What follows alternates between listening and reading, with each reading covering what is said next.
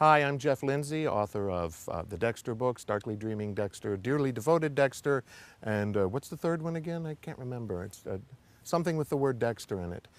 Dexter in the Dark, yes. A lot of people want to know where the whole idea for Dexter came from, and I've told the story a lot of times, but the sad thing is it's true. I was asked to speak to a businessman's lunch in my hometown and give them a little chat on encouraging the arts and how important it is to read something longer than a matchbook from time to time. And I was sitting at the head table looking at the audience and watching them smile when they didn't mean it and hand out business cards and talk with their mouths full. And the idea just popped into my head unbidden that serial murder isn't always a bad thing.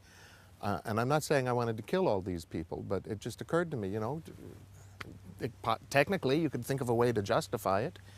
And so I started technically justifying on the back of a bunch of napkins. And by the time I went home that day, I had an outline of the first book and the idea for Dexter himself. In 2004, author Jeff Lindsay introduced the world to the character of Dexter. Initially, Dexter presented himself as just the average guy. He had a girlfriend, he had a job, he had his own set of struggles. But he was just a normal guy, getting through life like anyone else. But that was just a facade, meant to keep the reality of his depravity away from suspicion. Hidden just under the surface of his good guy exterior, Dexter was an unfeeling, uncaring serial murderer, one who had carefully constructed every aspect of his life to hunt and kill other people. His relationship with his girlfriend and her children was based not on love, but on the understanding that men his age often have long-term relationships, and those who do not are considered strange. His job was similarly well chosen, as he worked as a forensic blood splatter analyst for the Miami Police Department. The reason behind this was twofold, as he could enjoy the crime scenes while also ensuring that his own crimes were never solved.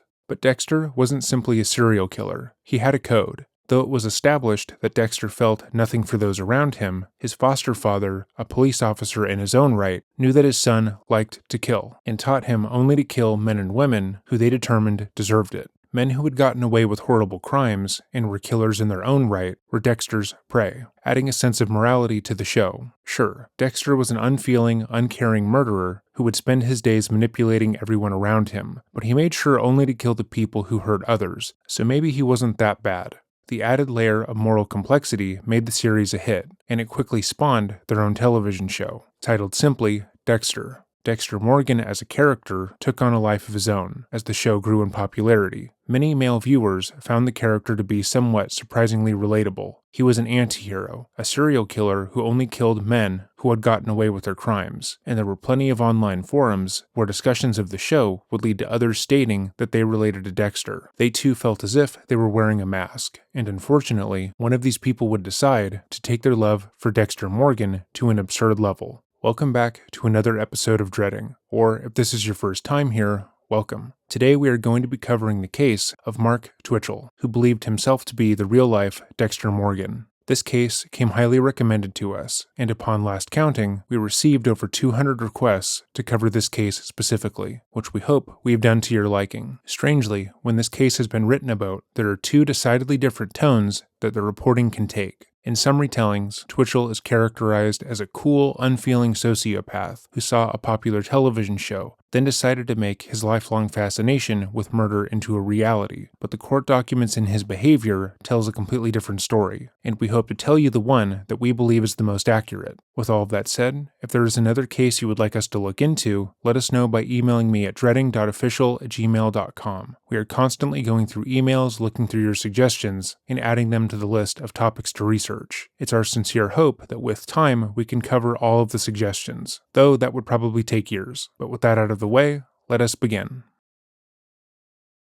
Growing up in Edmonton, Alberta, Mark Twitchell was always certain that he would be famous. He wanted people to know him, to respect him, and to idolize him the way that he idolized many others. And his first inclination to garner this praise was to be a filmmaker. He found the idea of being the man behind the camera, the one person behind every decision in a film, to be endlessly alluring. Every other person on the set, even the A-list actors he would eventually work alongside, would have to turn to him to gain his approval, and he would be the most important person during the production. Throughout his childhood, Mark would enlist his friends to help him make small short films. These films were lost to time, but Mark would fondly recall the times he would get his friends to act for him, stating that most of those moments were where he felt as if he truly found his purpose. Being the one behind the camera, being the one whose job it was to tell a coherent story, meant that he was always the one everyone had to listen to, and he liked that. But things weren't so idyllic in his childhood. While Mark was in school, he was often the target of bullying. He wore glasses, had braces, and was boisterous about his love of science fiction, mainly Star Wars. Mark often wore Star Wars-specific graphic tees to school, and would bring up the topic as often as possible. Those around Mark regarded his passion for the movies as being dorky, but the young man didn't care. He graduated from the Alberta Institute of Technology Radio and Television Arts program before moving to the United States to marry his online girlfriend. Mark had met her online, and the two quickly hit it off. However, she would later state that she wasn't sure if Mark ever liked her, let alone loved her. When the pair met, Mark was pursuing a career in film. He wanted to move to the US in order to break into the industry, and it's thought that his marriage to Megan would expedite that process. Their courtship was quick, with Mark mirroring a lot of Megan's own interests, and repeating to her that he felt as if she were the one after just a few conversations. He pursued Megan with a focus that made her feel special. However, shortly after they met in real life and wed, their relationship would fall apart. According to Megan, he would routinely lie to her, to the point where she was unsure if anything he had ever told her was real. She would allege that everything out of his mouth, even small unimportant things, were just random lies. He would say he was going to work, only to find out that he didn't actually have a job. He would say he paid a bill, only to find out that the bill had never been paid, and so on.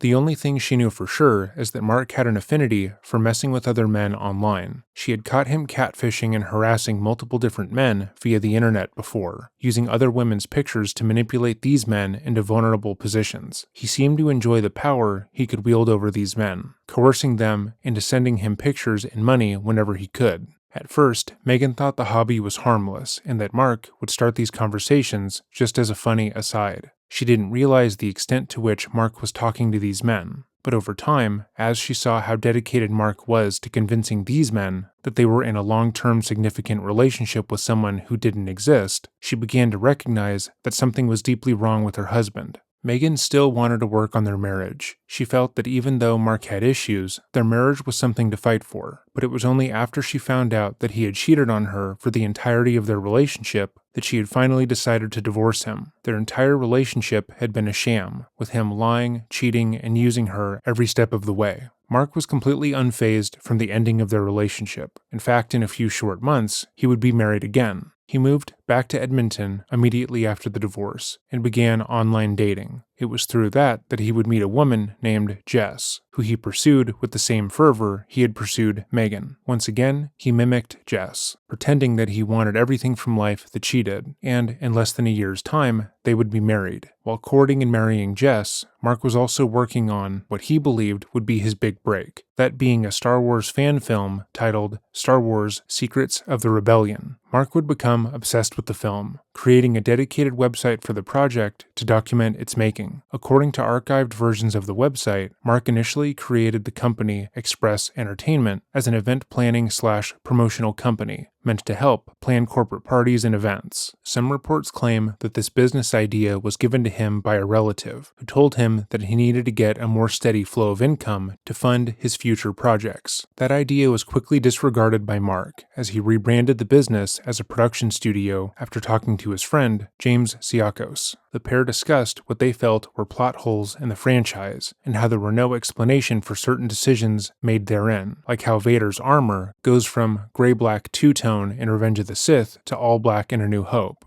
or how Vader's chest box goes from blinking in Revenge of the Sith to not blinking in A New Hope. The movie's ultimate goal was to explain these changes in the Star Wars canon, and to bring more attention to Mark's filmmaking aspirations. The following is the story of the film, as presented via the archived version of the Express Entertainment website. The time is just a couple of days before A New Hope. Red Hand Squadron moves to infiltrate the Imperial outpost of Denuta in order to broadcast the plans of the dreaded Death Star to a rebel mole on board of a Star Destroyer 10 parsecs away. Meanwhile, Captain Antilles takes a rebel cruiser to a remote planet in order to enlist the help of an old friend, someone who has the ability to sneak on board the Star Destroyer and retrieve the plans the Rebel Alliance so desperately needs. The Jedi Master, Aliska Malison. With sympathy for the rebellion and her personal vendetta against Darth Vader, Aliska accepts the mission and soon finds herself amid dozens of Imperial troops as she sneaks on board the Star Destroyer in search of the plans. She encounters Vader and, realizing she is outmatched, makes a break for it, escaping with the precious payload. Elsewhere, in a dingy cantina populated by spice miners, bounty hunters, and other general riffraff, Han Solo prepares to take on another Kessel Run. He reminisces about the high-stakes Sabak round with his old buddy Lando Calrissian, in which he won a clunky YT-1300 freighter from the gambler. As Han and his faithful Wookiee co-pilot Chewbacca prepare for their run, Aliska stashes a copy of the Death Star plans on the Millennium Falcon and stays incognito to make sure they are kept safe. But her transmission to Captain Antilles, aboard the Tantive 4, is traced by Imperial intelligence, and the true nature of the blockade runner's mission is revealed to the evil Lord Vader. The Tantive 4 is attacked by squadrons of TIE fighters in an attempt to hold the ship's position until the Star Destroyer is done with Kessel, but the escort of X-Wings puts up a tremendous fight, and every fighter on both sides is destroyed. He discovers a shortcut that no other pilot has ever seen on re-entry into Kessel, and exploits it to break all records of the Kessel Run. His victory attracts the attention he was looking for, and he picks up a contract to smuggle spice for an old employer, Jabba the Hutt. On his way out of Kessel's orbit, he runs into an Imperial Star Destroyer that demands to board his vessel, locking onto him with a tractor beam. Aliska's Jedi starfighter appears out of nowhere to rescue the ship and free it. While Vader chases her down and engages her in a high-energy lightsaber battle, Han and Chewie work to get the coordinates for Tatooine into the Falcon's nav computer, while simultaneously dodging TIE fighters. Star Wars Secrets of the Rebellion is a grand finale, feature-length, high-budget indie film that employs Lucas-style directing techniques and storytelling in the context of the true Star Wars universe. Its epic plotline will capture the imaginations of everyone who sees it and impress even the most hardcore fan. Though certain portions of the site would state that there were multiple people as involved in the project as Mark, having helped him with directing and writing, he made sure that his name was top billing. The project was to be his big break, and he spared no expense trying to get the world to hear about it. Mark would reach out to other Star Wars fan sites and communities to spread the word about the project, labeling it to be the first fan film to follow the format of the actual canon movies. And to his credit, there was a considerable amount of excitement shown for his films.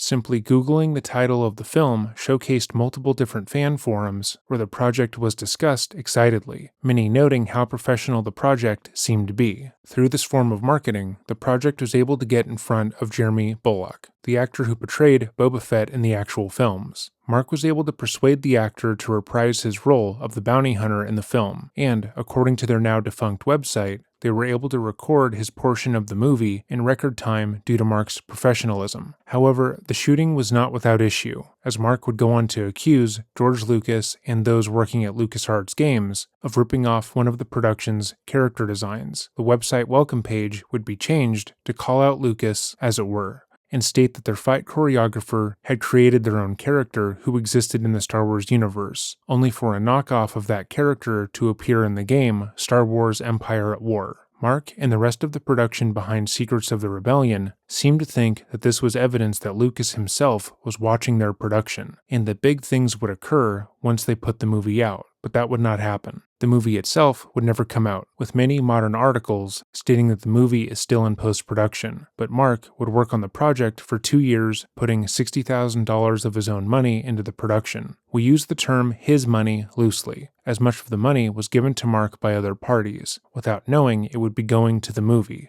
That said, he was able to secure independent investors into his film studio. As the Star Wars movie began being discussed on different fan forums, Mark would provide interested parties with a donation link to help fund the project. He would also speak to various individuals about being producers on the project, and had been able to secure a hefty sum of money from them. While working on The Secrets of the Rebellion, Mark would also begin work on a buddy comedy about 2 movie extras trying to make it in the entertainment industry titled Day Players. As this was Mark's first fully original work, less money was poured into this endeavor, and fewer eyes were focused on the project. But it would seem that the production of this movie became his priority when he realized he would need to hire an animator for the Star Wars movie. Those close to the project would cite that despite having a good amount of material, Mark would have a hard time following through on things. Instead, he would move on from projects quickly, choosing to focus on his next big idea, rather than finish the first one. In 2008, Mark would become a father after Jess would give birth to a baby girl. Though she had supported Mark's filmmaking passions early on in their relationship,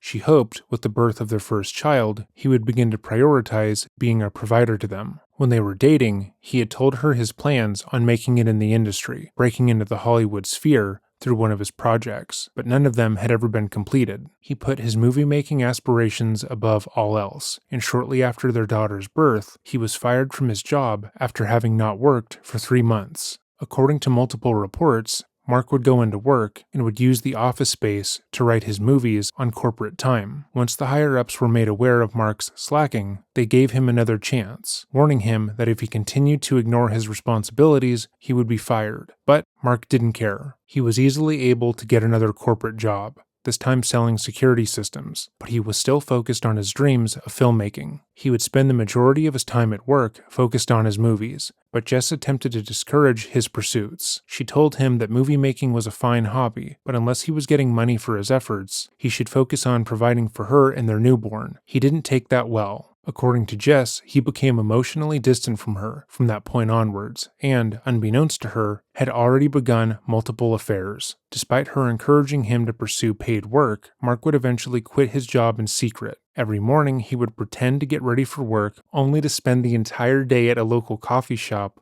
or at his parents' house, writing his next screenplay and daydreaming about when everybody would know his name. Are coffee shops just where artists go to die?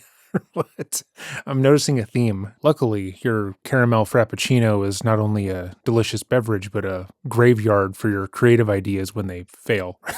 It's just a place where you can drown them when they don't work. But continuing on, every night he would come home and inform Jess about the hectic day that he had. Jess would also state that on a few occasions, if she were to ask him about his day, he would unleash on her, condemning her for some perceived slight. He would then allege that his workday had been so hard that he unintentionally took it out on her. Despite moving into a new home as a family, Jessica and Mark had already begun living separate lives, with them choosing to sleep in separate rooms. And it was at this time in 2008 when Mark would discover Dexter. And this is where the fun begins. To say Mark was obsessed with the show would be an understatement. He felt a kinship with the character that he could not put into words, and he spent most of his free time either talking about the show or thinking about it in some degree. In his mind, Dexter Morgan was the first character he was finally able to see himself in, fully, and he felt completely understood. He began to run a Facebook page of the show, and would discuss his kinship with the character to anyone who would message him. After obsessively watching every episode the show had available at the time, Mark used the show as his own inspiration, deciding that his next project should be a short creature feature. The film was to be called House of Cards, and it was a generic slasher film. The villain would be a hockey mask-wearing killer who specifically targeted cheating husbands after catfishing them online. This killer would pose as a woman on dating sites, luring married or otherwise attached men into their home with the promise of sex. After these men would arrive, the killer would knock them out, kill, and dismember them. The concept wasn't anything new, but Mark was just as motivated about this project as he had been for the previous two. Without just knowing, he began to rent a small detached garage in a residential area nearby, where he would hold the actors' auditions for the film and set the space up as a faux murder room, taking direct cues from his favorite show. The actors in the movie worked for free, believing Mark when he told them that the movie was more a labor of love, and promising them roles in day players when it began filming. These actors would also allege that Mark stated that Day Players was in the middle of securing funds from a major studio and would be starring Alec Baldwin. But this movie was only a cover. After delving deep into Dexter, Mark felt as if the fictional character had figured out his life for him. Dexter had created a life for himself, which allowed him to kill as often as he wanted, targeting those he felt deserved it, and always getting away with it just in the nick of time. His life was built around the murders, and Mark believed he could do the same thing. Sure, he wasn't a blood splatter analyst working with the police, but he was a likable guy, the kind you would be shocked to find out hurt someone, much less kill them. He spent most of his time manipulating people around him into getting what he wanted. He had a wife and a newborn, cementing his normal guy persona, and best of all, he could use his workplace to benefit his plans. Generally, his taste in movies wasn't macabre. He didn't like horror and didn't have a knack for writing it. But if he were to make a movie about a serial killer and had to build a murder room set, complete with everything a serial killer would need to get away with murder, then no one would actually suspect he had killed someone. Yeah, that's a good idea, Mark. I never would have thought of that. I bet he gets away with it. But alas, he believed that he could get away with murder because a television show told him that he could. However, Mark would come to find that actually killing someone was a bit more difficult than he originally thought. When Gilles Tetreault logged into his Plenty of Fish account in October of 2008, he thought that at most he might meet someone new, and when he stumbled upon a profile of a curvy blonde woman, he was intrigued. The two began to talk, and Gilles was immediately struck by how forward and engaging the woman was. The account was for a woman named Sheena, and at the offset of their conversation, she came across as interesting and fun. She liked the same things that Gilles liked. She wanted to hear more about his interests and what made him tick, and after a few hours of talking, she was already telling him she wanted to meet him. Gilles wasn't used to this kind of attention, and held back on meeting the woman, wanting to talk to her for a bit longer before taking the next step. But the more they talked, the more he began to feel as if she were the perfect person for him. On October 3rd, 2008, Gilles and Sheena would finally agree to meet in person. Though Sheena had been adamant that she wanted to bring their burgeoning relationship to the next level, she was also incredibly cagey when it came to key information. She refused to give Gilles her personal phone number, and when they discussed where they should meet, she stated that he should pick her up from her house, despite not wanting to tell him where it was. Instead, she provided him with the following directions. So, okay, Friday.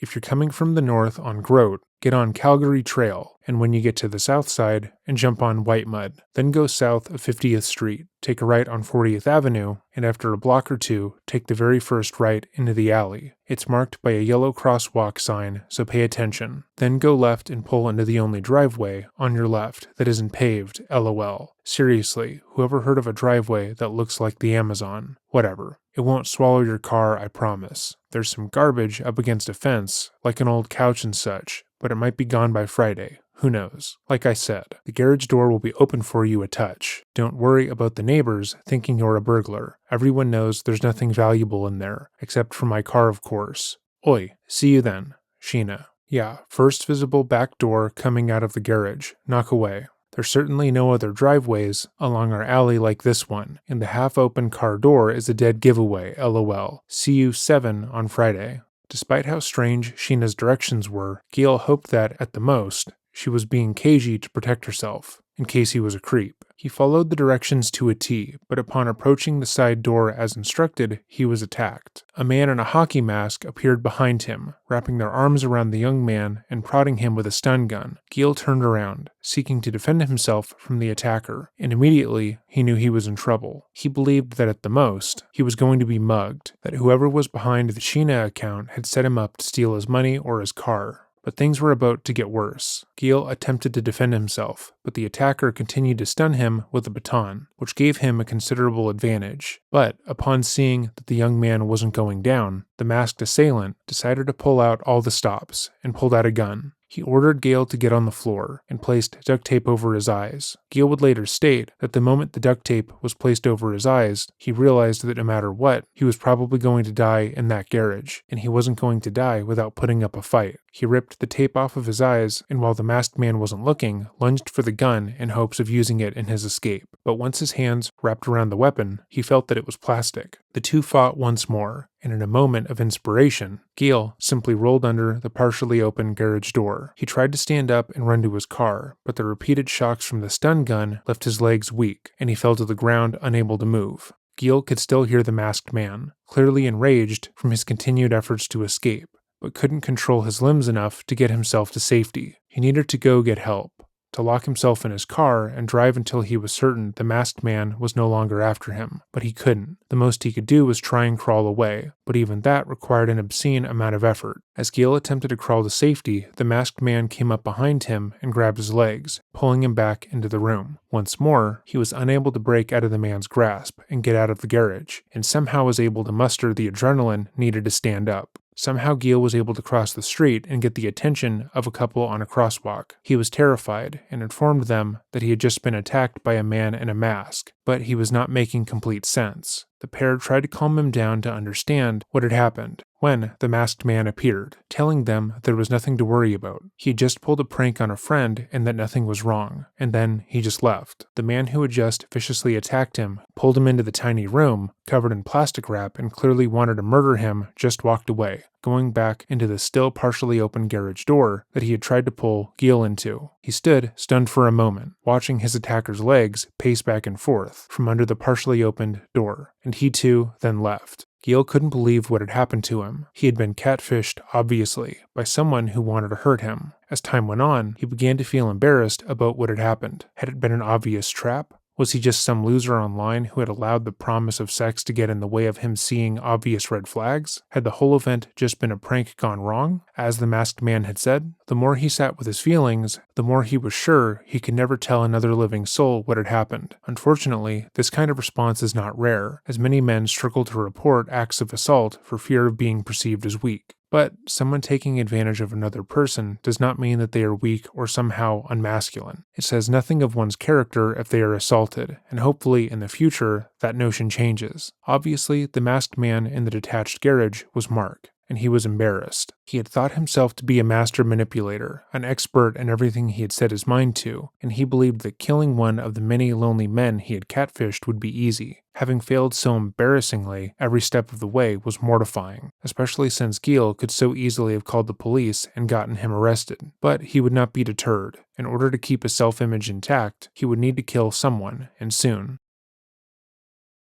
The following portion of this video only uses one source, which is the Edmonton Journal article, titled, "Murder Victim Johnny Altinger Had a Lifelong Fascination with New Technology." This was one of the only sources I could find going over Johnny's life in detail prior to the events of October 10th, 2008, and it's fairly comprehensive. Usually, I have multiple sources for each portion of our cases, and when there's only one, it's nearly impossible to not parrot the author's words closely. A link has been left in the description down below to the article itself, as it's phenomenally written. Johnny Altinger was an amazing person, according to all those who knew him. Though Johnny was incredibly quiet and a bit shy in social situations, those who got to know him on a deeper level would have the blessing of knowing a man who would drop whatever he was doing in order to help his close friends. Johnny was a lifelong computer enthusiast, having received a Commodore 64 at the age of 12. The online world fascinated the young man, and he would spend hours learning about the piece of technology and talking to other men and women like himself. He was an early adopter of message boards, and felt more comfortable interacting with others from behind a screen. Most of his closest friendships had been forged in early online message boards and online role-playing fantasy groups. He was similarly passionate about motorcycles, spending most of his free time taking care of the two he owned. Johnny even went so far as to have his bikes babysat when he went on vacation. As Johnny neared his 40s, he had started to genuinely consider settling down. He had had plenty of romantic relationships throughout his life, but began to really consider who he would want to spend the rest of his life with, and he began talking to women on Plenty of Fish, who were also passionate about the internet and motorcycles. He thought he might have found the one, but sadly it was Mark.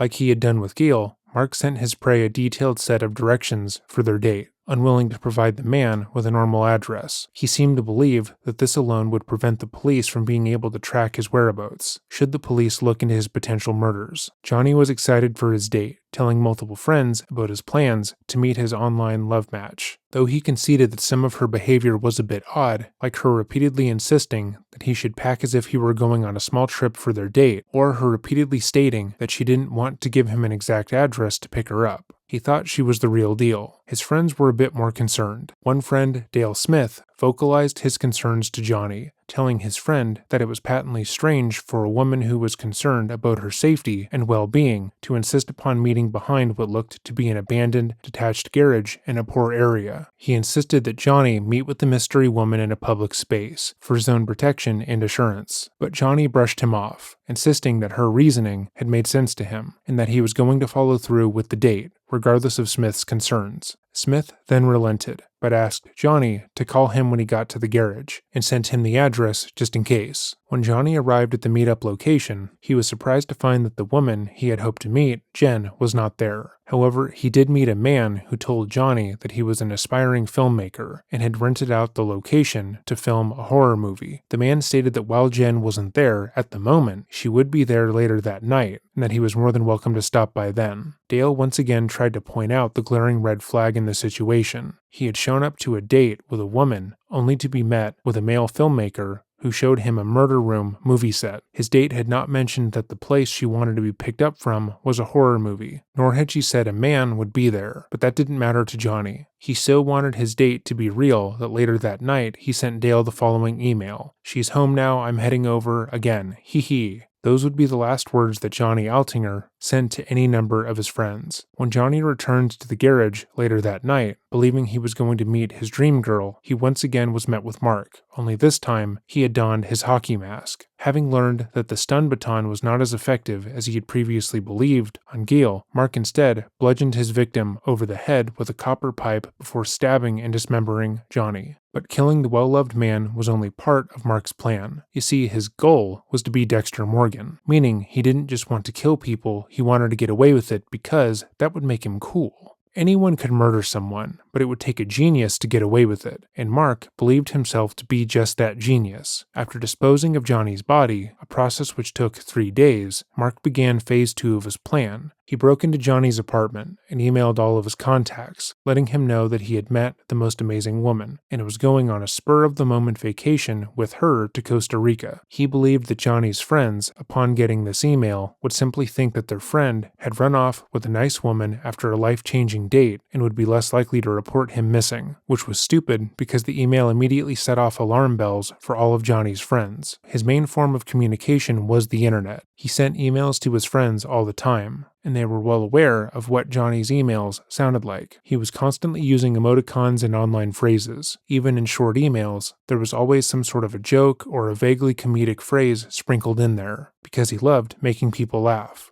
So when his friends received this email, they knew something was wrong. "Hey there, I've met an extraordinary woman named Jen, who has offered to take me on a nice long tropical vacation. We'll be staying in her winter home in Costa Rica. Phone number to follow soon. I won't be back in town until December 10th, but I will be checking my email periodically. See you around the holidays, Johnny." Mark had expected his friends to get the email, acknowledged that Johnny wouldn't be around for a while, and move on with their lives, but the opposite occurred. Almost at once, all of Johnny's friends responded to the email asking for more information. What was the last name of this mysterious woman? Why were they going to Costa Rica, especially when Johnny hated heat and sand? And what about his job? After being reminded that Johnny actually had a place of work, Mark sent out another email, this time to Johnny's work. He wrote, "Greetings. While I've certainly enjoyed my time at Argus, I have another offer that is just too good to pass up. So this is my notice that I will no longer be continuing my employment with your fine organization. I thank you for the opportunity and rest assured I would not be leaving unless the new path I've chosen was truly life-altering. Thank you, John Altinger." His employers likely knew this email was coming, as multiple of his friends had discussed what was going on with his coworkers, and responded, "John, there are many rumors floating around about what you have run off to do. All I need to know is where to forward your last check. Good luck in your endeavors, whatever they may be." This should have been alarming to Mark. Mark would later state that when he was looking online for potential targets, he selected men who he thought looked lonely, unlovable, and sad. Men who he believed were uncared for by the world. Gale and Johnny were supposed to be sad, weak men who people looked over. Men that people wouldn't notice should they go missing, and men they wouldn't feel motivated to look for. But the opposite was true. Gale was clever, and fought back against his attacker, fighting for his life even when he couldn't walk. Even though Mark thought that he was weak and wouldn't be able to defend himself, He fought with everything he had and was able to get away. Meanwhile, Johnny was so well loved that his friends, the men and women who loved him, immediately jumped into action when they felt something was off with the situation. They responded to the emails, demanding to know more information. They directly told Mark that they didn't believe that they were communicating with Johnny, and they went to his apartment, noticing Johnny hadn't packed anything for his trip,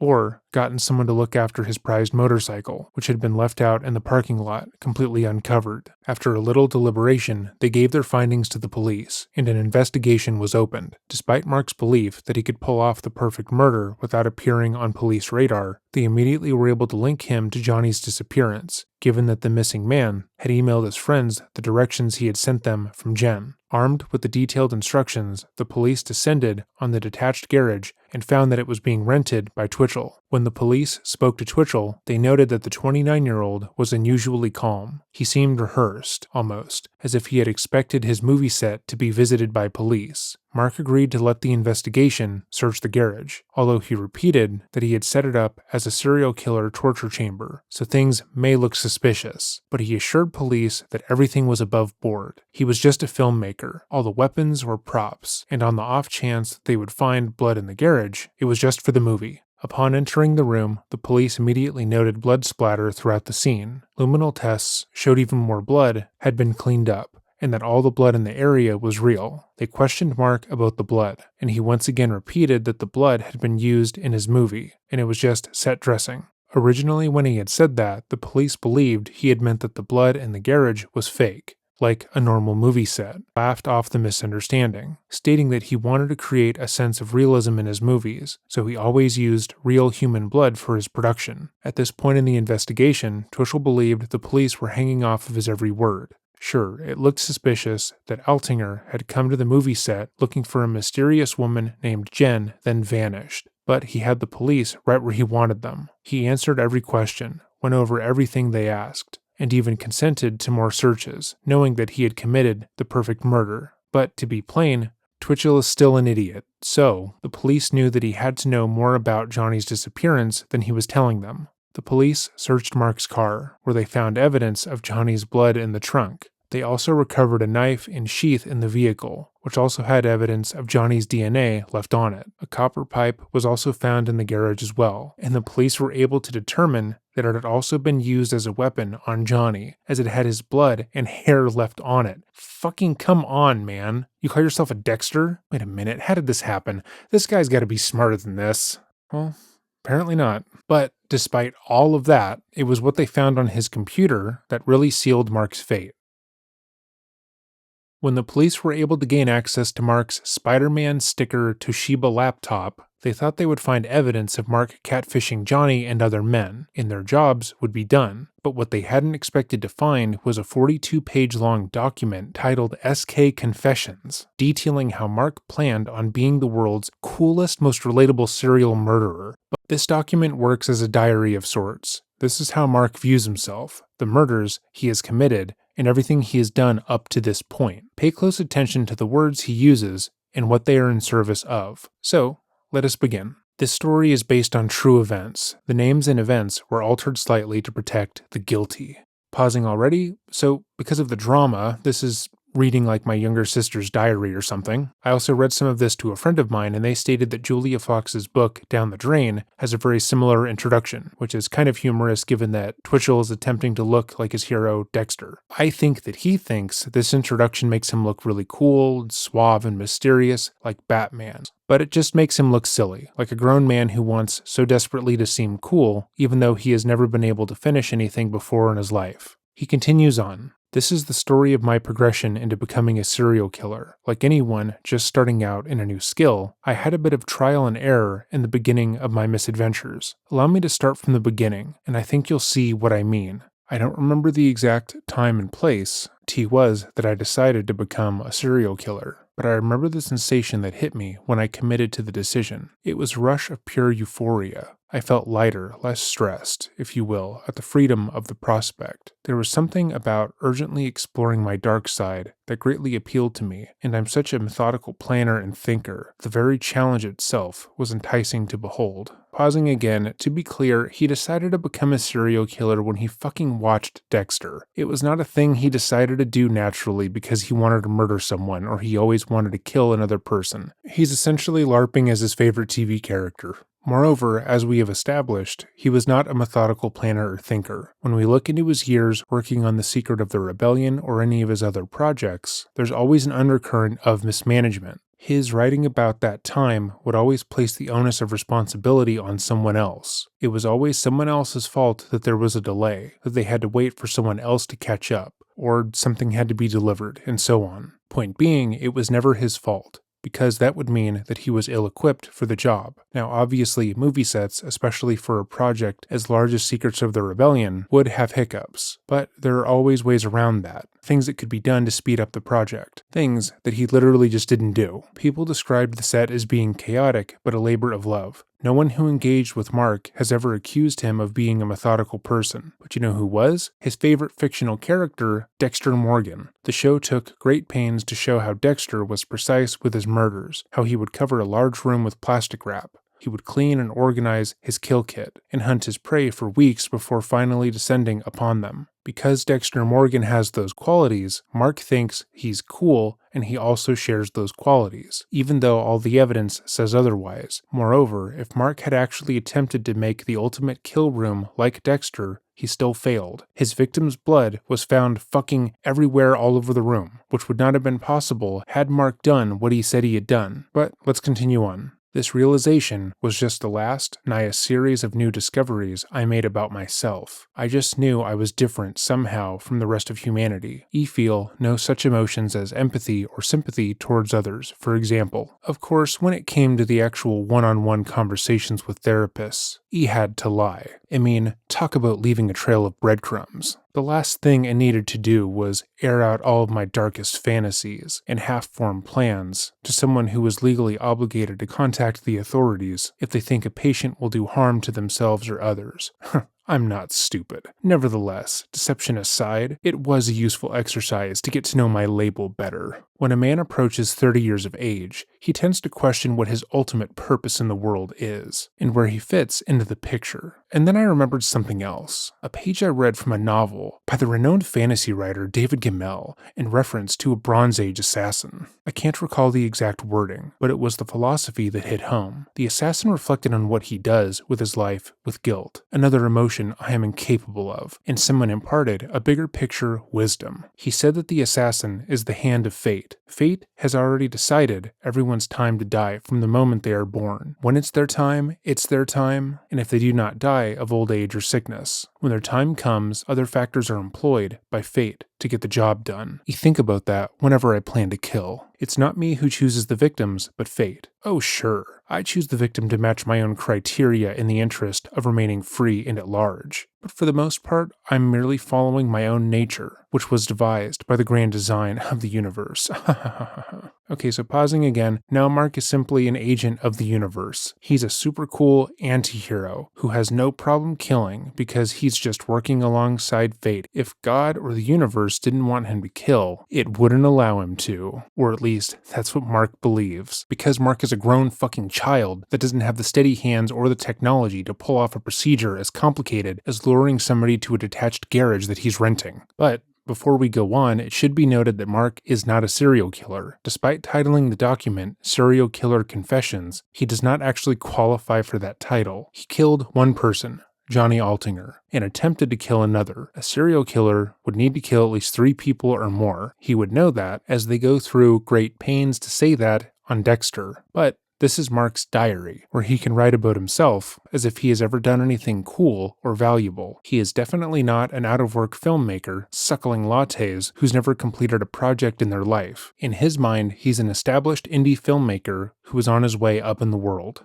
Mark continues. Now, this does not mean I shirk responsibility for my actions. I'm very obviously, as you will come to learn, deliberate, level-headed, and very much in control of my own actions, although I won't deny that the aforementioned scenario would play well in an insanity plea. So, Here I was, armed with this new insight into my inner self and an exhilarating new hobby that I was seeking to undertake. I thought long and hard to come up with a system that would work for me, a method that would ensure I could have my playtime and keep from being caught. It didn't take long before I settled on an MO. Pausing again, this is a very funny thing to say because, as you no doubt recall, Mark was immediately found out. His foolproof plan, the one his deliberate, level-headed genius brain came up with, which led to his first victim fucking walking out of the place that he was going to kill him, and then the police finding him within a day. There was hardly even an investigation because Twitchell had made his plan so obvious. But, how Mark describes it, he's been operating behind the scenes for years, pulling off the most fantastic, never-found-out homicides, and the public simply has no idea. Mark needs this version of events to be true. He needs to view himself as a serial killer who could never be stopped, the same way he needed to view himself as the next great filmmaker. It doesn't matter, because that isn't true.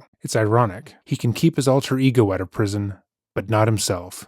But he continues, I would use online dating to rope in my victims. Once I came up with that clear starting point, all the other pieces needed to be tended to. I began to ask myself a series of questions designed to get me to consider every possible angle. I wanted to have every step in the process already planned out from start to finish, because improvising would be bad and lead to sloppiness. I had to have an order, a plan, something that would bring calm to the chaotic situation. First question, who do I want to target? At first, I considered married men looking to cheat on their wives, and one way I'd be taking out the trash, doling out justice to those who, on some level, deserved what they got. Pausing again, Mark was a serial cheater, so this kind of grandstanding is weird. Why would Mark want to make a moral point about killing men who were looking to cheat on their wives when he didn't even hold himself to that standard? Because, as always, he is trying to morph himself into Dexter. He thinks Dexter is cool, not just because he is an unfeeling character who views most people as being beneath him, but because it's cool that Dexter has a code. Dexter Morgan kills only evil people, criminals who should be taken off the street, and goes through a significant amount of work to do so, almost like Jigsaw. And Mark only wants to kill people to be cool like him, so obviously he'd be trying to follow Dexter's MO as closely as possible. But Mark isn't strong enough to attack someone who has a criminal history. He isn't super physically fit, and he doesn't have any connection to police archives, so killing other criminals wouldn't work. Instead, he decides to go after married men because that's a different kind of moral failing.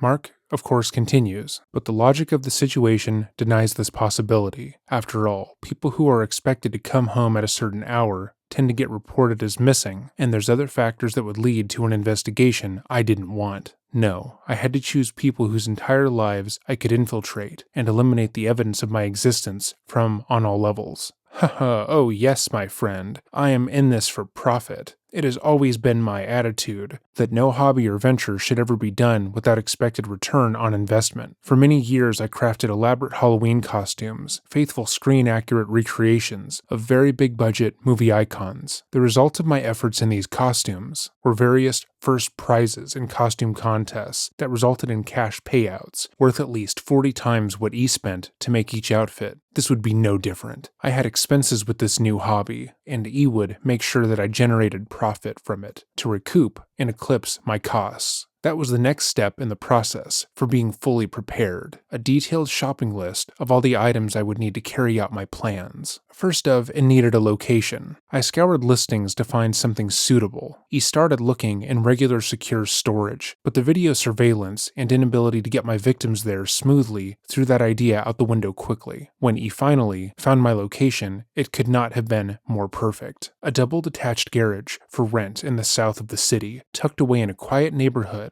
on a lot with a house occupied by tenants who couldn't even read English, much less speak it. No doubt work program immigrants brought in by a donut chain with supplied housing. Everything I decided would take place here. The approach, the apprehension, and the kill, as well as the preparation for disposal of the body, could all be done in relative seclusion from this one building. Total privacy. I immediately went to work removing the address plank from the back, blocking out all the windows with boards and duct tape, replacing locks. The back driveway wasn't even paved. T was just a bed of gravel with grass growing out of it. The entire surrounding area was blocked out of sight from neighbors, with high, thick fences, and the entire block was dead starting at 8 o'clock at night. My shopping list was very thorough. I went out to several different stores to avoid buying all my items from one location, and I paid cash to avoid a paper trail just in case. A street hockey mask that I would soon cut the mouth out of and paint gold streaks into for dramatic effect. A basic dark green hoodie, something comfortable with pockets that hides distinctive marks, body type, and hair. 2 sets of disposable overalls for what was sure to be a messy cleanup process. And E would use the plastic bags all this came in to wrap my shoes for the process. I bought a hunter's game processing kit, which, if you think about it, is ideal for this scenario. Why not use a whole set of tools designed to take apart large mammals in the forest on the fly? It reduces the splatter caused by power tools, takes the noise level way down too, and there's also just something more gratifying about sawing through tendons and bone with your bare hands than just using something else that takes the fun out of the work. My kill knife was different though. I wanted the weapon used for the deed itself to be simple, elegant, and beautiful in its own way, so I dropped by a military surplus store and picked up a well-crafted hunting knife with an 8-inch blade. I would use this weapon to cleanly and simply slice open a gash in the victim's neck, allowing them to bleed out quickly and with no pain. I'm not a torture guy. Again, the noise level from the screams is not my thing at all, and I only resort to that if they are still alive after apprehension, but won't give me the simple information I ask for. Several rolls of painter's plastic sheeting to prep my kill room, at least 6 rolls of packing tape, and just as many rolls of duct tape, as well as 2 boxes of contractor-grade hefty bags. I picked up a stun baton because I thought that would render my targets without the use of their muscles quickly, and I bought an extra realistic airsoft pistol, something that could be very easily mistaken for the real thing, especially in low light for that extra edge. I made sure to acquire construction materials for my custom furniture. I went to town designing and building a rather sturdy 4-foot by 6-foot-inch table with stainless steel finish and angle iron edging. I also welded a rather mean-looking chair, and another table was left there by the realty company, which I used to stay organized on. Finally, I ordered a 45-gallon steel drum, which would be the final resting place for the body parts before I incinerated them. I was all set, prepared as I could be. I diligently set up my kill room, creating the plastic bubble needed to create my nasty mayhem. The trap was set, and now it was time to bail the hook. I downloaded an IP address blocker first and foremost. I mean, it would be rather silly of me to run this whole operation from my home computer without it, just so that if any of my playmates' disappearances were ever actually investigated, there would be this electronic trail leading the police directly back to me and my little workshop of horrors. Once activated, it created all new email addresses and dating site profiles for my dark plan. T was so easy, it was almost insulting. But really, who thinks to look outside their pond when they go out fishing? No one. I did a quick search for females that matched what I wanted to represent in other cities around the world, and when I found someone I liked, I copied their photos and used them in my new online identity, as whoever it was I wanted to be. I always changed things up. I never use the same profile more than one victim at a time, and I generate a new email address as well, just in case. After the victim is removed from the world neatly and cleanly, I erase my accounts and every trace they left behind. Sure, the mother servers may or may not have an imprinted image, but if they checked, they wouldn't trace me. As soon as the profiles go up, within 24 hours, the responses come in like a flood. E-review the messages sent and choose my victims based on age, body type, profession, status, and living situation. Obviously, I'm not going to pursue a 6'4" athletic martial arts instructor who's married with 4 kids. That's just got trouble written all over it. I mean, I'm ruthless, but I'm not an idiot. Yeah. But at least he's not a fucking idiot. I have my own fight training background, but I don't have delusions of grandeur. When I come across a single man in his late 30s to early 40s who is self-employed, lives alone, and stands between 5'7" and 5'11" with an average body type weighing between 150 and 180 pounds, I know I found my target. Such was the case with the man I will refer to as Frank. That, of course, is not his real name, and I won't divulge any other sensitive details about the situation.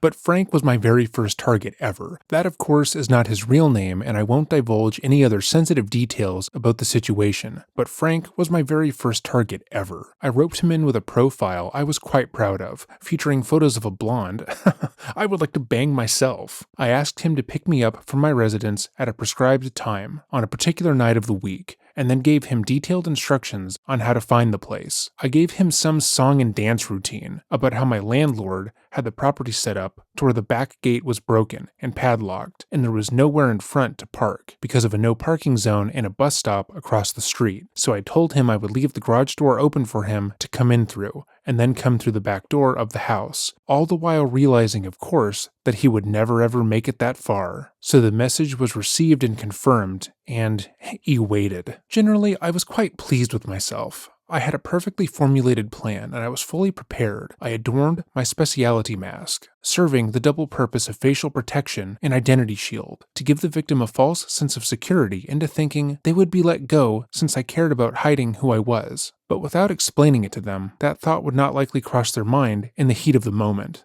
I slipped the hoodie on and pulled the hood over my head, resting it comfortably over my brow. I slipped the knife holster with the blade in it onto my belt and pulled on my fine leather gloves. My kill room was perfectly prepared. Plastic sheeting taped together, and around my table, a large green cloth screwed into the drywall ceiling to shield view of it from my guest's line of sight, and to shield me too, of course. I now stood but a few feet away from the front door, which I had locked, of course. My plan was to wait in the shadow of my curtain until he approached the door and shock him with the stun baton, followed by a sleeper hold that would zap away his consciousness so that I could tape him up and set him on my table. The last thought that crossed my mind before Frank pulled up into the driveway had nothing to do with the event itself, but rather was a mental note that I would need to remember to get a stock of paper towels for miscellaneous cleanup in the future. The car's engine rumbled, and its headlights shone bright in the lowering dusk. I thought his headlights were on a delay self-shutoff like mine, and he would see more than I wanted him to, which still wasn't much. Just a few crates of tools and paint cans. Normal garage accessories, in my opinion. But his headlights turned as his engine petered out. I heard the sound of the car door opening and closing, and then the footsteps that followed. My head was rushed with adrenaline, and my stomach had half a second of flutter of butterflies before my resolve strengthened, and I stood there, ominous in the dark, prepared to strike with my stun baton fully extended in the safety of.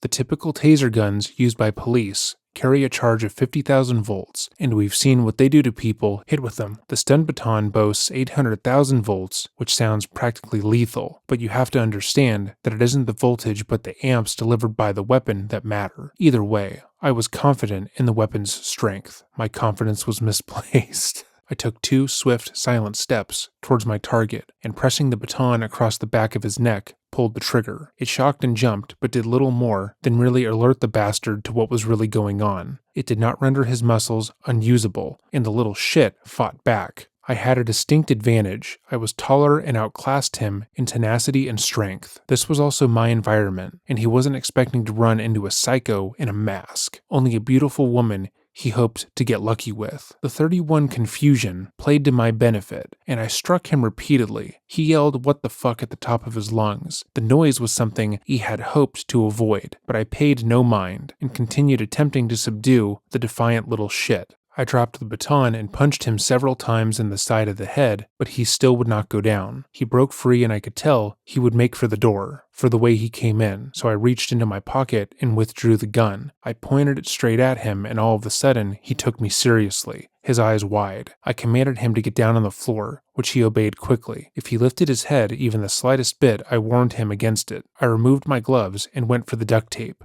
I tore a piece off and slipped it over his eyes. It was then that E told him that if he did what I told him to do, that E would let him live.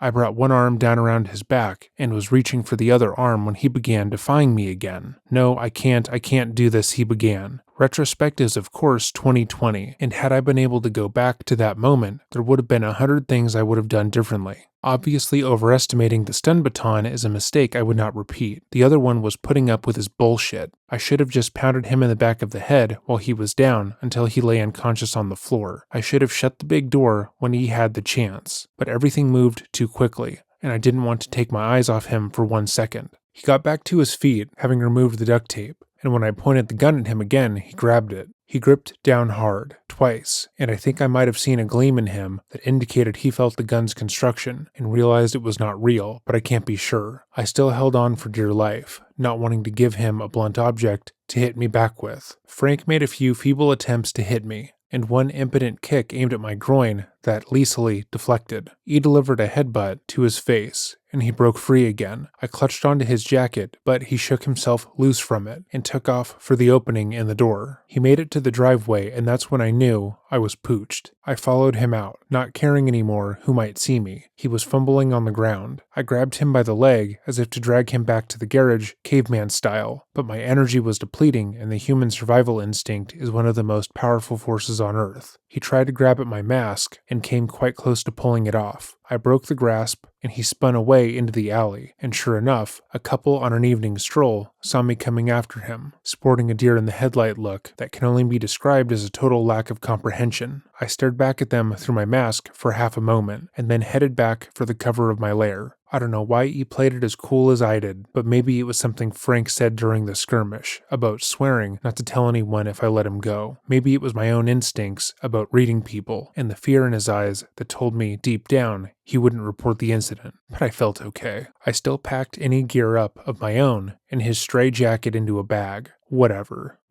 Felt like keeping I cleaned prints off of, and tossed the rest into a dumpster. As a final touch, I sent out one last warning email to Frank through the dating site telling him he had traced his IP address through his messages, and that if he did report me, I would hunt him down where he lives when he least expects it, and finish what I started. I threw in a line about having cased the garage, and that it wasn't even mine, and I never used the same location twice. My last lie was to tell him he was lucky number 18 on my spree. I wasn't sure if I should believe it worked. I walked calmly out to my car, got in and drove away, across the entire city, back to my home where my wife and child waited for me. During the entire trip, I kept thinking surely this douchebag would call the police. Not that it mattered if he did. I covered my tracks well. You see, in my day life, I'm an independent filmmaker, and everything in that garage could be easily explained away as props for filming a psychological thriller. How could I be on one side of the city, scrapping with a potential kill, up until 7:20 p.m. and home less than an hour later? Would have been a stretch at best. Still, I couldn't shake the foreboding feeling. I kept thinking any moment I'd see flashing lights telling me to pull over, despite my perfect adherence to posted speed limits and cautious observance of the safety belt law. Surely the arresting officer would wonder why I was so sweaty and why there was a bag with a hoodie, a jacket, a prohibited stun weapon, and a set of handcuffs in my trunk. But those lights never showed up in my rearview mirror. I checked my voicemail messages and had two, very unusual for this time of night. One from my wife, wondering if I could be home by 8:30 so that she could pick up a package before 9, and one from my prop guy asking if he could borrow my airsoft pistol. Paranoia set in. My wife wouldn't care about picking up a package this late. She'd wait until tomorrow. Could the cops have gotten to her and convinced her to pretend to get me to get home quicker so they could arrest me? I had to stop and think clearly. This was all happening way too fast. There is no way that was possible. This wasn't a movie. This was real life. Even if the police were contacted, the response time to the location would be in the neighborhood of 20 minutes to 2 hours, and there would be no way for them to verify who rented the garage that quickly. My fears subsided and I drove home. I practiced my entire behavioral pattern should I come home to police cruisers parked along my front yard. I would rush the door in a panic, and upon entering, or being stopped by a patrolman, I would enter utterly surprised, and beg them to know if anything had happened to my precious wife and/or daughter. My genuine shock of their presence would start me on the innocent path in their eyes, and then my cover story of being at a therapy appointment would become my short-term alibi until I could confess to the cops later that therapy was a cover story I gave my wife so I could have just one night of the week to myself. Yeah, between that and the total lack of hard evidence, I'd be free regardless. And yet still, the nervousness set in. It's pretty fucking hard to concentrate on anything when you live in a constant expectation of the police arriving at your doorstep. Turns out my wife did need to pick up a package, a Pilates chair that she wanted me to assemble. The directions couldn't be any more complicated than the directions for making mac and cheese, but I had a really hard time because the apprehension was always there. Every time I heard a car drive by, I'd feel compelled to look out the window. I heard a massive group of sirens get closer and closer and closer. My heart leapt into my chest until I realized there was a house fire somewhere close in the area. Seeing a police cruiser slowly and deliberately pull around my block was the worst part. But then I remembered our cross-street neighbor had an itchy trigger finger for calling the cops when the rowdy teenagers next door partied too loudly, and it subsided. A day passed. I spent the day with my 8-month-old daughter as my wife ran errands and kept appointments. Then the day turned to night, and once again, I was suspicious. But nothing happened. That was the night I was totally convinced I had gotten off on this one pretty much scot-free. No patrol car would ever come to take me away bound in handcuffs to be brought up on assault charges, forever ending my serial killing career before it even began, and bringing down my marriage with it and when my wife finds out what I really am. That first-time experience was the basis for my revised method of operandi. Previously, I wanted my victims alive and conscious after I had subdued them. I wanted to get information from them like their email and dating site passwords, as well as the PIN codes for their debit cards and credit cards. But this priority is now a distant second to making sure I don't get caught. I got lucky the first time, and I wasn't going to assume that would ever happen again if anyone else got loose. So I had to revise my apprehension system in order for it to go more smoothly. I decided to ramp up the savagery of my attack, leaving no margin for error and rendering a target unconscious within the first 10 seconds. I dropped the stun baton for the favor of 2 24-inch lengths of galvanized steel piping. I was confident that swinging for the fences to the back of the head would do the trick. I would go on a shopping trip the next day to make it happen. So pausing again, we're going to skip this next portion as he starts talking about his girlfriend, whom he still loves, and is actively cheating on his wife with, which obviously flies in the face of the fact that he repeatedly stated that he has no emotions. Again, it's obvious that Mark has emotions, and a lot of them, but he also happens to be an entirely selfish, manipulative person. The only reason he has determined that he's a sociopath is because the fictional character he idolized is one as well. Within this section of the document, he talks about his love for his ex-girlfriend, his love for his wife, and how he has been struggling due to cheating on his wife, but also how he isn't going to stop cheating because he likes it. He then tells a story about going to Home Depot in order to buy more supplies that he can murder people with, and seeing a cute little girl at the store that he says reminds him of his newborn. A link to the document will be left in the description box down below if you want to read this portion for yourself. Picking back up 4 pages later, he begins, I'm a huge fan of the Showtime series Dexter. As you may have guessed, you're at Al familiar with the show. Dexter enjoys the sweet, dark alone time of his own apartment since his TV girlfriend Rita and her 2 kids, Astor and Cody, are not as tangled into his life as my family is with mine. I had to do with the sweet, dark alone time of my basement computer office. Once the child was snugly tucked away in her crib and my wife was sleeping peacefully, it sufficed perfectly for what I needed to do. My wife is certainly no sound sleeper, requiring earplugs just to conk out, and getting up several times during the night, but we sleep apart, so my disturbing her from getting up was never an issue. Some people think that sleeping apart is detrimental to the relationship. You don't see how. I mean, I'm only a serial killer, seeing my ex-girlfriend on the side, and my wife has no clue about it. But neither of those things has to do with the sleeping arrangements in our household. I sleep in the basement because I often stay up later than my wife, and when we do sleep together, there's enough room in a queen-sized bed for 2. Eventually, the kicking and blanket hogging had us reevaluate the importance of sharing a mattress. I fired up my IP address blocker and launched 2 windows for my dual purpose, keeping to my rules of never using the same account twice for anything.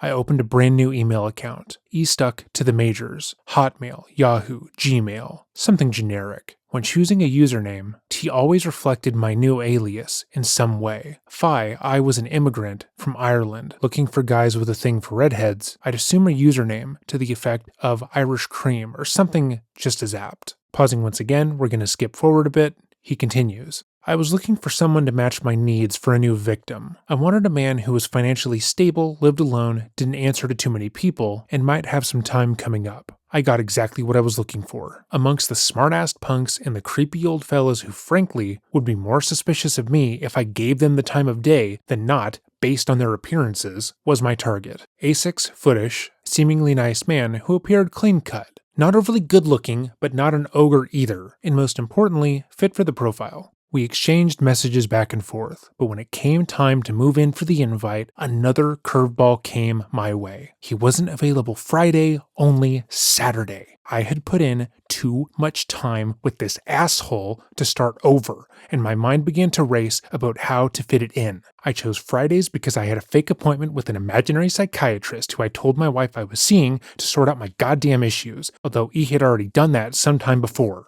I'm fine. It was a very convenient and perfectly credible cover story though, and I saw the merit in keeping the illusion going for the purpose of my late night freedom. So every Friday I would leave the house and prep for a kill while my wife was convinced my shrink was working his magic. E. Evan added the special performance of seeming lighter and more relaxed when he walked back into the house. It was only partially an act since I did in fact feel good about my evening, just not in the way Tess quite expected. Starting a kill on a Friday works on so many levels. For one thing, most people are not hard and fast expected to be anywhere on the weekend, which gives me 3 days to clean up and tie up any loose ends. For another, I ordinarily need to skulk around doing my dirty work in the dead of night after Tess and Zoe are fast asleep.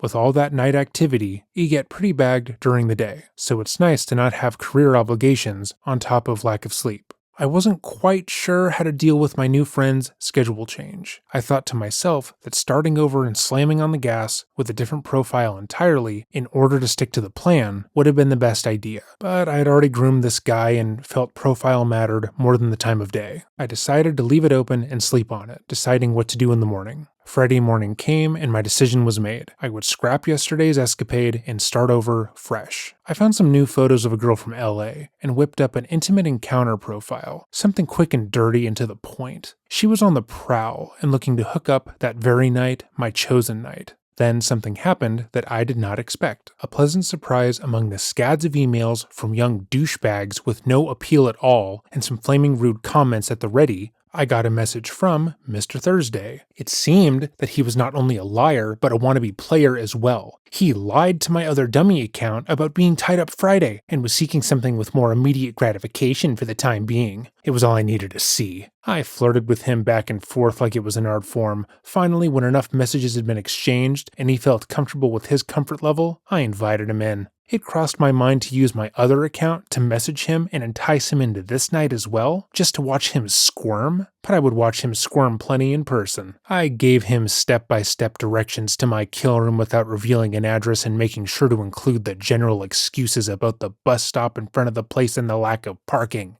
He bought it hook, line, and sinker. The time was set, 7 p.m. My kill room was still perfectly set up from the last time. Plastic sheeting hanging on the walls, on the floor, and of course around my glorious table. Duct tape sealing the seams to create a nice bubble to work within. I put that useless fucking stun baton away and stretched out my body to limber up. I donned my mask, pulled up my hood, and waited. The lights were still on inside the garage. It was 6:47, and I had a little time yet, so I got myself psyched up for the main event. Suddenly, I heard the rumble of a car engine and sharply turned to see the wheelbase of a Mazda slow and then continue. My adrenaline soared. That was him. The bastard was early, and I know he had seen my feet at the very least. I decided to stick to the pattern anyway. I shut the lights all down and waited behind the curtain I had rigged up to shield me from sight, my 2 pipes in hand. I ran entirely on sounds now, the car's engine silencing. The brief pause where all I could hear was the distant sound of main drag traffic lightly dancing in the background. Then the door opened, footsteps followed, and then the car door slammed shut. Another pause. I could hear the crinkles of his clothing as he crouched to get under the door. He stood up and said, "Hello?" I froze. This was new. I've never heard anyone call out hello to a black empty room before. He assumed I was still here, and he was right. After all, E had told him under my alias that there would be a guy using the garage for the weekend as a workshop. I quickly took the mask off, setting it on the weaker secondary table I used for my laptop. And without any secondary plan, I began acting again. "Hello?" I called back in a cheerful tone. I moved to the light switches and illuminated the room. "I'm Harry," I said pointedly, not sure what else to say. "I'm a local filmmaker, preparing a set that's supposed to look like a serial killer's little area here. You might have heard of my stuff. I'm the guy who put together the comedy feature at our local film festival." "I haven't heard of that," replied the man who E will refer to from now on as Jim.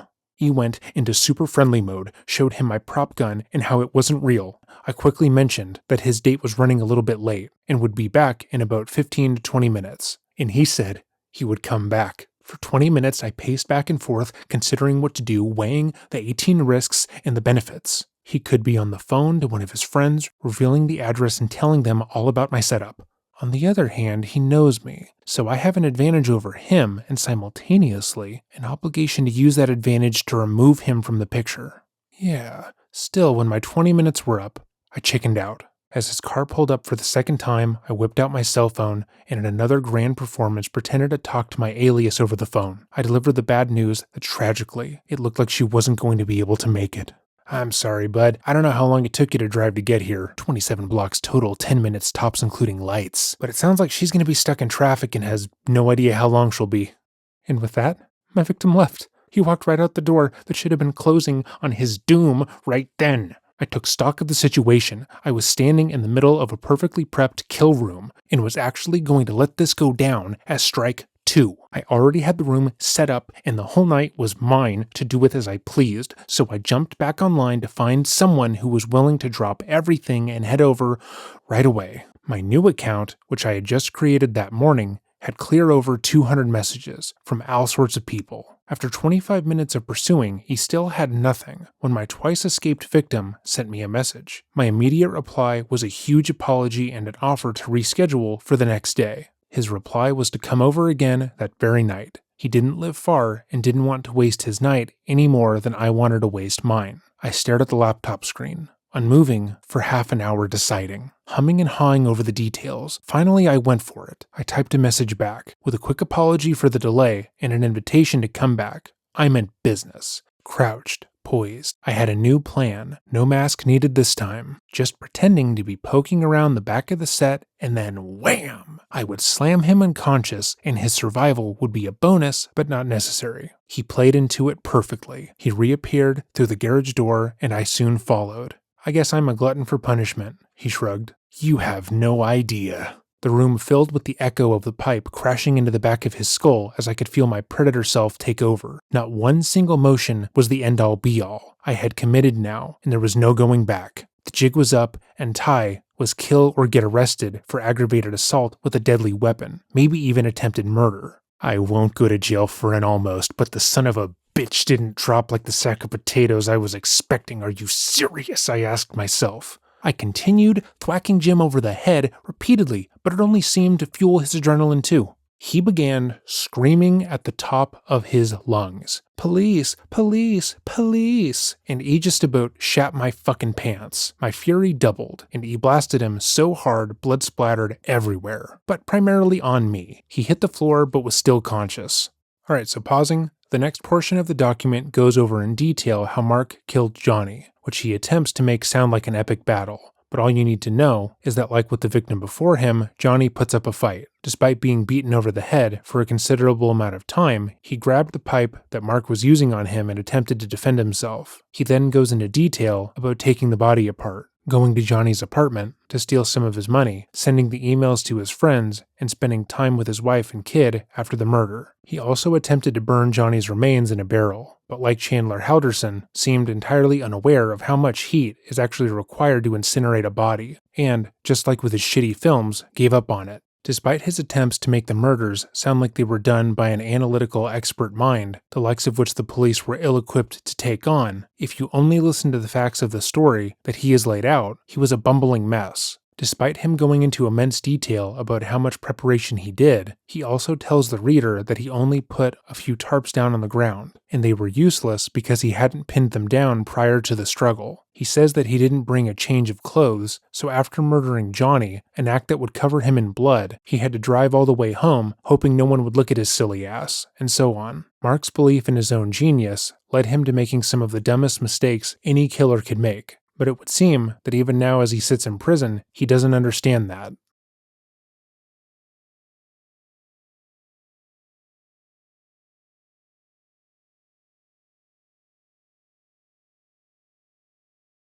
Despite Mark's attempt to pull off the perfect, unsolvable murder, he had done the opposite. He was almost immediately caught. Because of his unwavering and frankly insane belief in himself, he felt as if getting away with murder would be no problem. And so he made stupid mistakes that made his guilt look obvious. From the first moment he decided to be a murderer. When the police arrested Mark and let him know that they had discovered his deleted diary, he feigned innocence, claiming that the document wasn't a diary or a confession. Instead, it was simply a script that he had been working on. He was a screenwriter and a filmmaker, after all, not a murderer, and a 45-page document was just him working out some new material. Sure, he was cheating on his wife with an old girlfriend. Sure, he did have a newborn kid. And sure, all the details in said document align perfectly with a murder that occurred in the garage that he rented, but that was just a coincidence. He told detectives that he often liked to write in the first person, particularly at the beginning of his sessions, because it helped him get into the mind of his characters, and that wasn't a crime. Upon hearing Mark's defense, the investigation moved in a different direction. If Mark was going to try and argue that the document was simply a work of fiction, they would need to validate it. It was now their job to prove the diary was accurate in order to further discredit Mark. With that in mind, the police asked for the public's help. They held a press conference where they gave the public details about the crime and stated that they knew that there was at least one living victim, someone who had been attacked by Mark and was able to get away without injury. They implored this person to come forward to help Johnny get justice, but it was only when they showed the mask that Mark had worn during the crime that Gale came forward. He told the police and eventually the courts how he had been lured to the detached garage, how he had been stunned with the baton and attacked, and how he fought valiantly for his life. The story he told matched exactly with SK Confessions and included multiple details that had not been shared with the public, confirming that he was Frank. When Gale came forward, it became clear to Mark that he would need to change his strategy. He could no longer pretend that he was just a simple filmmaker whose works of fiction were being used against him. Instead, understanding that the evidence that he had killed Johnny was overwhelming, he began to argue yes, he killed Johnny, but only in self-defense, which makes even less sense. While awaiting trial, Mark began to write to a journalist who was covering the case. Despite his abject failure at everything he had ever set out to accomplish, Mark was still adamant that he was a genius, the likes of which the FBI would want to study. He seemed to think that the world at large would talk about him the same way they talked about other prolific killers, and his name would strike fear into the hearts of those who listened to true crime. He couldn't have been more wrong. He began to correspond with Steve Lulubin of the Edmonton Journal, which did some of the most robust reporting on the case. However, most of the correspondence featured Mark going off on more middle school-like tangents about how he wasn't like other serial killers in prison. He was unique in that he had no motivation at all, which was not unique in the slightest.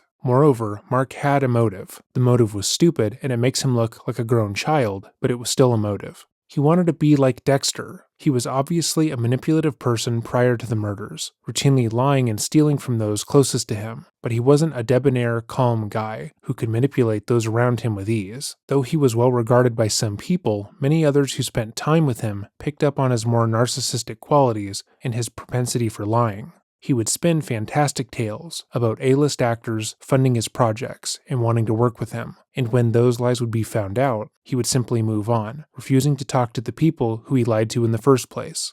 Twitchell would take the stand in his defense, which went about as well as one might expect when they had authored a document detailing how they delighted in killing their victim. But Mark had an explanation. After he had valiantly defended himself against Altinger, he realized that he could use his harrowing experience as inspiration. He could transform this horrible, traumatizing thing that had happened to him into a story of triumph, and immediately began writing about the attack as if he had been a serial killer. Unsurprisingly, that defense didn't work. Mark Twitchell would be convicted for first-degree murder and sentenced to life in prison without the possibility of parole for 25 years. While Mark Twitchell is an idiot, and the way he was caught speaks to that, Johnny Altinger seemed to be an all-around amazing person who deserved to live. The Edmonton Journal wrote a fantastic article remembering Johnny, how he was kind and thoughtful to everyone in his life, and how he went out of his way to care for the people around him. If you've made it to this portion in the video, let me know what you think by leaving a comment down below. If there's a topic you would like to see us cover or a video you would like to see on this channel, let me know by emailing me at dreading.official@gmail.com.